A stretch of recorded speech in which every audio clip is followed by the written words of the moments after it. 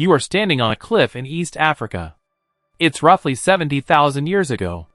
The wind carries the smell of dry grass and distant rain. Behind you, the only world your ancestors have ever known. In front of you, everything else. Every continent. Every island. Every forest, mountain, desert, and shoreline that human feet have not yet touched. You don't know any of that. You just know the herds are moving. The water is shifting. And tomorrow, you'll follow. This is the story of how you got everywhere. Not by ship. Not by map. Not by any plan that any single human mind could have imagined. Just by walking. Generation after generation.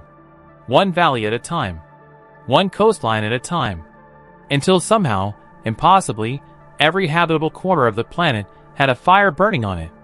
And the strangest part is that it almost didn't happen at all. If you've ever wondered how a single species spread from one small corner of Africa to literally every continent on Earth, and never quite had the full story explained to you in plain language, this channel exists for exactly that reason. This is where we break down the biggest stories in history, science, and human behavior. No fluff. No hype. Just the quiet mechanics of how the world actually became what it is. If that's what you're here for, subscribe. This is where the real conversations happen. Now back to the cliff. The first humans, anatomically modern, the same species sitting in your chair right now, appeared in Africa roughly 300,000 years ago. For most of that time, they stayed. Africa was home. Africa was enough. The climate was familiar. The food sources were known. The land could feed them. Then something changed. Around 70,000 to 60,000 years ago, small groups began to move. Not all at once. Not as one great migration. Just a few hundred people, maybe a few thousand, drifting northeast across what is now the Horn of Africa, crossing a narrow stretch of water at the mouth of the Red Sea, and stepping onto the Arabian Peninsula. Every human alive today outside of Africa is descended from those few small groups. Every European. Every Asian. Every Native American. Every Australian. All of them, the descendants of maybe 1,000 people who walked out one season and kept walking. They didn't know they were leaving forever. They were just following food. From Arabia, they moved in two directions. One branch turned north, following river valleys and grasslands into the Middle East, and eventually into Europe roughly 45,000 years ago. There they met another human species already living there, the Neanderthals, who had been adapted to the cold for hundreds of thousands of years. The two groups overlapped for several thousand years. They competed. They occasionally interbred. And then, slowly, the Neanderthals disappeared.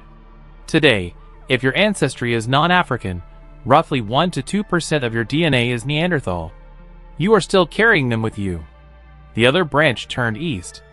They hugged the coastlines of southern Asia, walking along beaches and river mouths, eating shellfish and whatever the shoreline provided. This route was faster than anyone expected.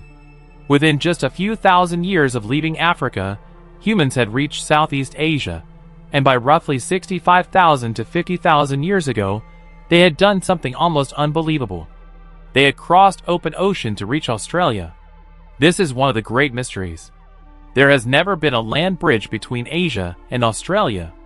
To get there, those early humans had to build watercraft, rafts, simple boats, something capable of crossing dozens of miles of open sea. And they did it during a time when nobody in Europe or the Middle East was doing anything close to that. The first true seafarers in human history were not the Greeks or the Vikings. They were the people who reached Australia 60,000 years ago, and whose descendants are still there today. If this is the kind of story that makes you stop and rethink what you thought you knew, stick with this channel. We go deep on the human stories most people skim past. Hit subscribe so the next one finds you. The next great leap took tens of thousands of years. Northeast Asia was cold. Brutally cold. During the last ice age, massive glaciers locked up so much of the world's water that sea levels dropped by hundreds of feet. A wide stretch of land emerged between Siberia and Alaska, a region scientists call Beringia. For thousands of years, small groups of humans lived there, hunting mammoth and bison on a frozen grassland that no longer exists. Then, around 16,000 to 15,000 years ago, they moved south. Some walked along the Pacific coast. Some pushed through ice-free corridors as the glaciers began to retreat. Within just a few thousand years, humans had reached the southern tip of South America. From the cliff in East Africa to the windswept beaches of Patagonia, a journey of roughly 15,000 miles, completed entirely on foot, by people who never saw a map and never knew where they were going. The last major migration came much later. The Pacific Islands, scattered across thousands of miles of open ocean, were settled by Polynesian navigators between roughly 3,000 and 1,000 years ago.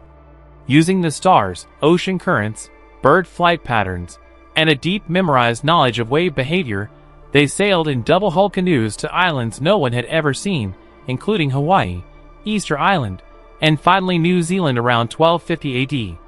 By then, almost every habitable place on Earth had a human footprint on it. The whole story took about 65,000 years. A single species, starting from one cliff in East Africa, ending in every climate, every continent, every island chain. Not because anyone planned it. Not because anyone had a vision. Just because, generation after generation, people followed the herds, the water, the coastline, the next valley over. You are descended from every one of them. The people who crossed the Red Sea. The ones who reached Australia. The ones who walked across Beringia. The ones who sailed into open Pacific water with nothing but stars to guide them. Every step they took is the reason you are here.